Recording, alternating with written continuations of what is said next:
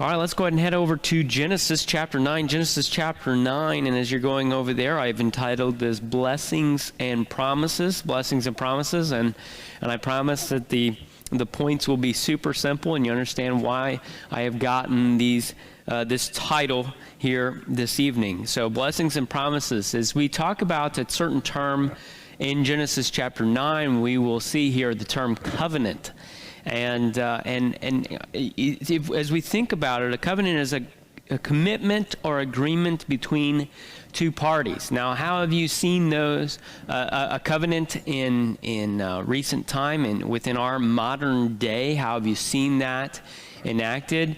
In fact, and just thinking about this, I had watched in a covenant yesterday evening between a man and a woman in holy matrimony before God, the covenant that they have made with each other as they took their vows, as they exchanged their rings.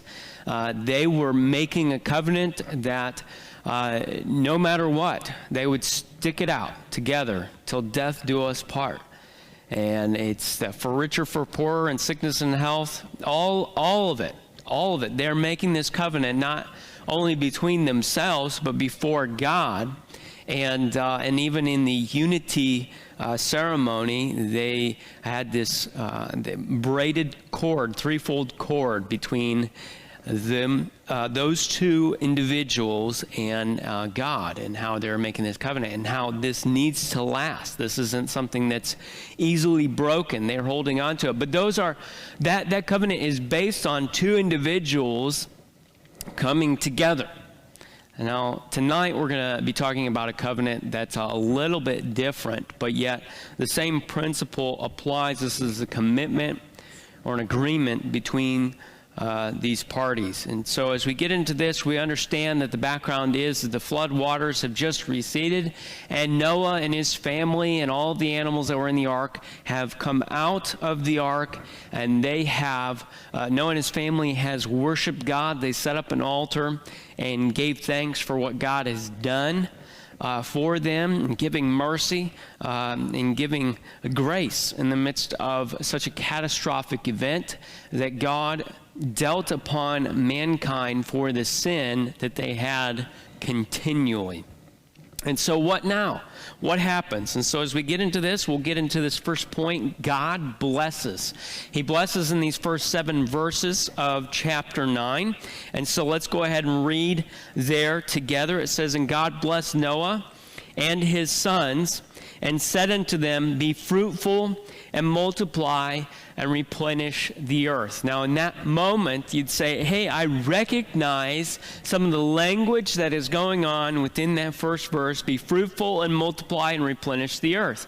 You will see that going on in Genesis chapter 1 and verse 28. And it says there, "And God blessed them, and God said unto them, Be fruitful and multiply and replenish the earth and subdue it, and have dominion over the fish of the sea and over the fowl of the air and over every living thing that moveth upon the earth." So you'll see that exact language there of what God had stated to Adam and Eve in the beginning. Hey, listen, I want you to be fruitful and multiply and replenish the earth. I want you to spread out. I want you to have children. I want you to be fruitful. He is saying the same thing to Noah.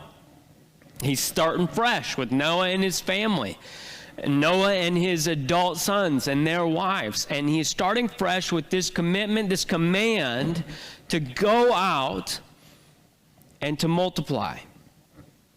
He's giving this responsibility of humanity to partner with him in creating life.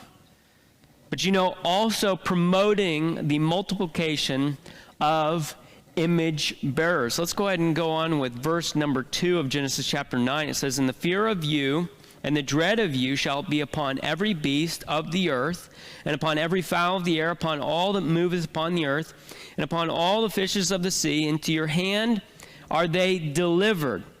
Every moving thing that liveth shall be meat for you, even as a green herb have I given you all things." And so we have jumped into a totally different set of rules here that is different from when they were in the Garden of Eden. In the Garden of Eden, they ate the plants. They ate of the fruit of the tree.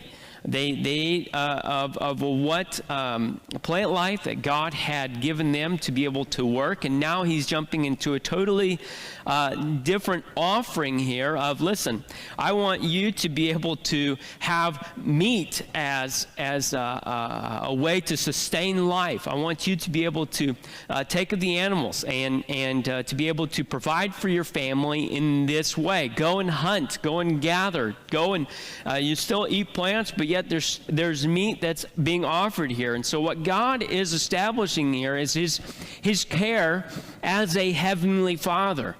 Here he started out with this command, hey, go out, multiply, be fruitful, create more image bearers, be intentional about this family unit that I have created for you.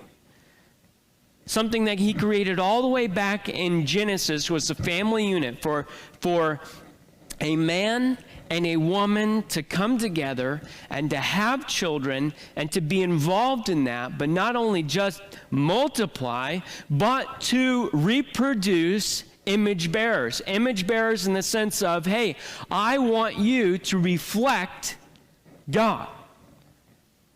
I want to be intentional in producing this family, as we have been given this responsibility to, again, as I stated earlier, partner with God in creating life, but also sustaining that, in the sense of we are not the ones that hold the life together in as far as sustaining life, but yet sustaining the family unit that God has called us to. It is that intentional process that is not just multiplying with children, it's just setting them out and, hey, go on your own separate ways. This is an actual intentional parenting and family unit that God has called them to. But not only that, but to provide for him as a heavenly Father. Hey, listen, you have this food that you've had before, and why is he offering this meat? Well, at this point, how much food is available for the family there?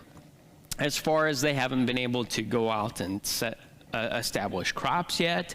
What has been established, God is setting up an available avenue for them to be able to sustain by being meat eaters, as long as with eating plants as well. Okay, but when you jump into this section, when you are understanding that, hey, if we are eating meat, this also involves killing, hunting.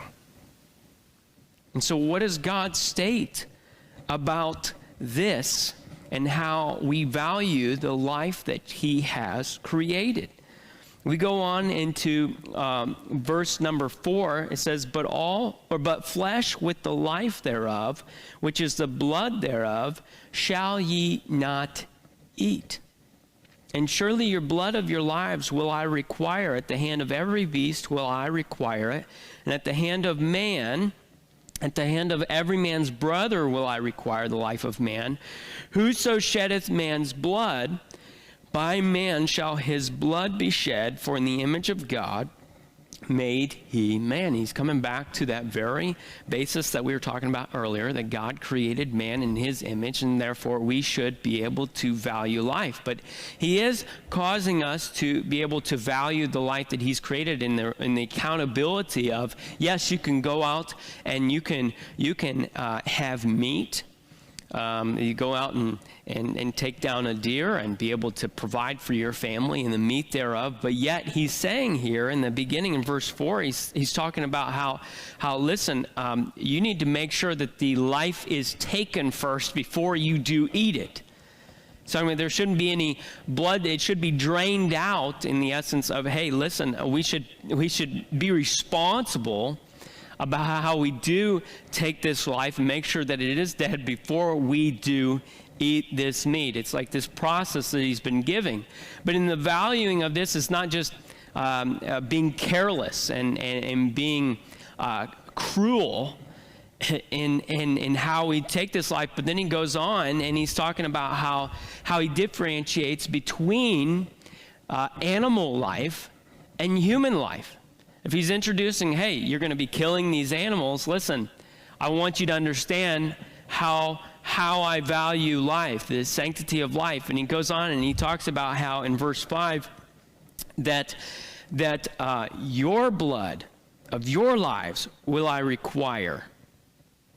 And the blood of the animals' lives will I require when they take the life of another. So he's saying, listen, if an animal takes out a human being and kills them, their life needs to be taken. He's setting a standard. But also, if someone, a human being, goes and takes the life of another, capital punishment should be sustained as a society. There should be punishment. You say, well, wait, capital punishment in the sense of, doesn't that negate or doesn't that devalue life and how you are taking someone's life? It is a threat, if you will, to those who want to take another one's life, that there will be a punishment for devaluing someone's life and taking that power into your hands when God has created that to go off and to negate someone else's life. There will be a punishment. So to protect the value of life, there will be punishment for those who try to take humanity's life. You know, an interesting fact in the midst of this, there again is a differentiation between animal and man. He says, hey, listen, you can take the life of an animal, and as long as the life is gone from it, you can eat it for meat, but yet no one should be able to come against you in the sense of if you take the life of an animal, they can't come and say, hey, you killed that animal, so I'm going to take your life. No, he values human life over animal life in this sense. He's lifted up his if you want to say, highest creation of the image bearers, the humanity itself. He's lifting that up above animal life. And so be careful, you know, as we go through this, especially on our modern day, it seems as if people are more willing to protect animal life than they are to protect human life. And we see here that he's put it on display. There is something different. God puts us in a separate category. If an animal kills a human being, that animal's life is snuffed out. If a man or a woman kills another man or woman, their life should be taken. There's a difference there. He valued that much higher than animal life. And so we need to be careful. We need to be careful on how we value life. You know, another interesting factor as you look over into Exodus chapter 21 and verse 22, it talks about how God values those whom he has created in the womb. In verse 22 it says, if men strive and hurt a woman with child so that her fruit depart from her, and yet no mischief follow, he shall be surely punished, according as the woman's husband will lay upon him, and he shall pay as the judges determine. And if any mischief follow, then thou shalt give life for life, eye for eye, tooth for tooth, hand for hand, foot for foot. All of these, he's exacting the value of life even within the womb. Listen, if there is life snuffed out, there is life taken. If the child in the womb is taken, there will be punishment. What does that relate to you? That God values life from the womb to the grave. All the way through. He values life. And there is a threat upon those who would take that life. This is important. God is establishing his creation. Go be fruitful and multiply. But if people are willing to go and take away from his creation being fruitful and multiply, there will be trouble. And as we know, even as I've stated, in our modern society, when people value animal life over human life, there's a problem. We've messed up the place of how God values humanity over animals, but yet also in the same sense of when humanity devalues life within the womb, we understand that this is not how God intended it to be. So we must protect that life from the womb all the way through until God takes their life. This is so important for us to be able to acknowledge that the foundation is being set all the way back in Genesis. You think, hey, does this start in the New Testament? All these values, the family unit, the value of life, the value of the unborn child, the value of all these things. Does this start in the New Testament? We'll just focus on the New Testament. No, it starts all the way back at the beginning of mankind. God has insisted upon this value system that should be duplicated in us as the image bearers. If we are to reflect God, then we must hold on to his value system, not on what the world holds on to.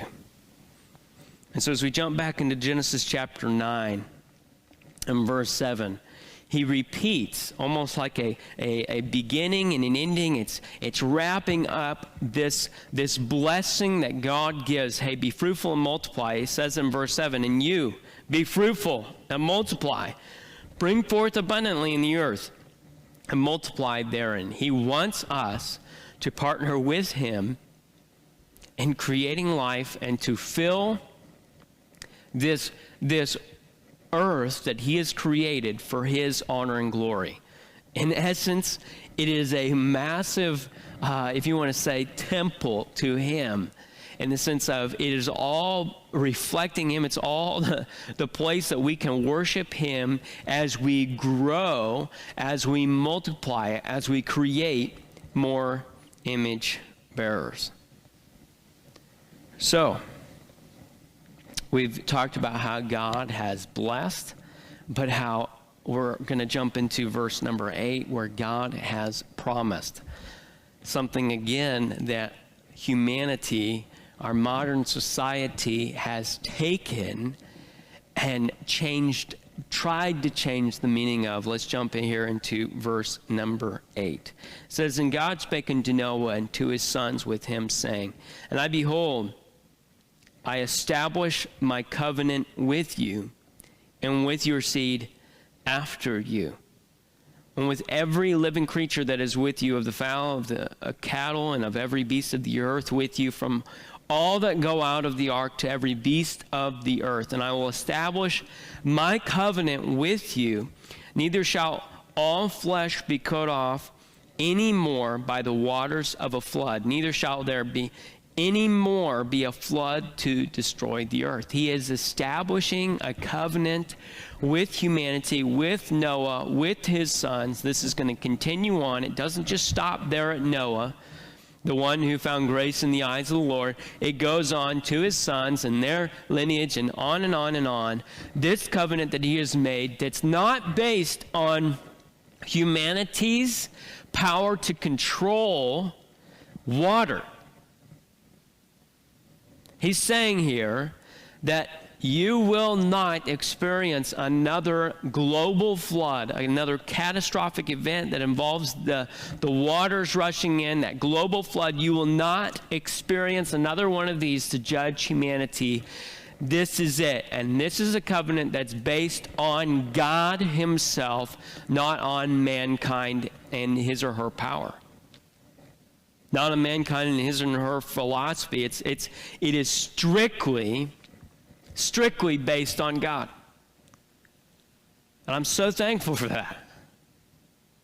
You know, what if God would have jumped in here and he said, hey, listen, you know, if you return back to every imagination and intent of the heart is evil continually, I'm gonna send another global flood. And he says, hey, listen, I am establishing this covenant with you. It's not going to happen because God is the one that's sovereign over the waters of the earth and over the waters of the heavens. And it goes on in verse 12, and God said, this is the token of the covenant which I make between me and you and every living creature that is with you for perpetual generations. I do set my bow in the cloud, and it shall be for a token of a covenant between me and the earth. And it shall come to pass when I bring a cloud over the earth, that the bow shall be seen in the cloud. And I will remember my covenant, which is between me and you and every living creature of all flesh. And the water shall no more become a flood to destroy all flesh, and the bow shall be in the cloud, and I will look upon it that I may remember the everlasting covenant between God and every living creature of all flesh that is upon the earth. And God said unto Noah, this is the token of the covenant which I have established between me and all flesh that is upon the earth. Here he's saying, here, I'm going to establish this token. When you see this, you will recognize that I have shown mercy to you. Here's more long suffering. Here's more grace. Here's more of the character of God on display for you. And as he sees the bow, he's reminded of the fact of what has happened, and he will not bring this great flood upon humanity again to judge. He will let humanity continue. You know, the next time that judgment will be given in a full earth style will be in the end times. It'll be by fire, not by flood. But he has stated, listen, I'm going to set up a reminder every time that you see this rainbow in the clouds, every time after a rainfall, every time after a storm, every time you see this beautiful picture, this beautiful token, you will be reminded not only of the judgment that happened, but of the mercy that God has given. Because of all the sin that is in the world today, he has not judged by the flood again. It's a reminder. And as I stated before, modern society has tried to destroy that reminder. How many times do we look at a rainbow nowadays and we think of something totally different than what God has established in Genesis chapter 9? As Christians, it's amazing, you know, how many times do we detract from getting anything with a rainbow in it because it might, people might think that I'm supporting LGBTQ+. Because that has become the anthem for a society, a culture within ours that has denied God's standard for marriage. They have stated that God made a mistake by creating them as a male when they were supposed to be a female, or as a female when they were supposed to be a male, or they were supposed to be, an animal instead of a human being. And I can't believe that God would do something like this. God made a mistake. God makes no mistakes. And this is a group within our society that has taken something, a token that God has established to show us mercy, and they've taken that to wave as their own flag to represent the sin that's on display. I wonder what God thinks about his token. There's a couple of things there. One is we need to be careful. We need to be careful not to forget the token that God has given and what it stands for, this rainbow in the clouds. It is there to show us how God has done judgment in the past, but has refrained from doing the same judgment and has given mercy upon humanity. This is God's token, not someone else's. And so we need to be reminded of, hey, let's not just give in to society and, hey, if that's the way that they feel, go for it. This is what God's token has been set up. But then, at the same time, God has shown mercy and grace to a people who's defied him. We don't accept the sin that's been done, but we do need to show grace and mercy in trying to love these people and show them that Christianity is not a religion of hate, but of ones that are reaching out with the gospel. They still need the gospel. They still need Jesus. They still need the saving power there. And we need to be able to share this with those who have defied God's token. All because, we might have not made the same decision explicitly, but yet we have all defied God at some point, and yet God gave us the grace and the mercy to still choose him as those who are Christians. So for those who take on the image of God, they've been created in his image. We're supposed to be reflecting him. Reflect the value of life that he has for humanity from the womb all the way on. Reflect the mercy and the grace that God has given as he reminds us through the rainbow. And as you see creation, be reminded of who God is and how we should be reflecting that. You go over to Romans chapter 1 in verse 20. It says, "For the invisible things of him from the creation of the world are clearly seen, being understood by the things that are made, even his eternal power and Godhead, so that they are without excuse." Creation is there. Creation is there for us to be able to see his values, his character, God himself on display, and we should be reminded that we should be reflecting his image. We should be reflecting his values. I hope that is an encouragement to you and a challenge to see God and try to duplicate his character as we live here on this earth, all for his glory, his honor.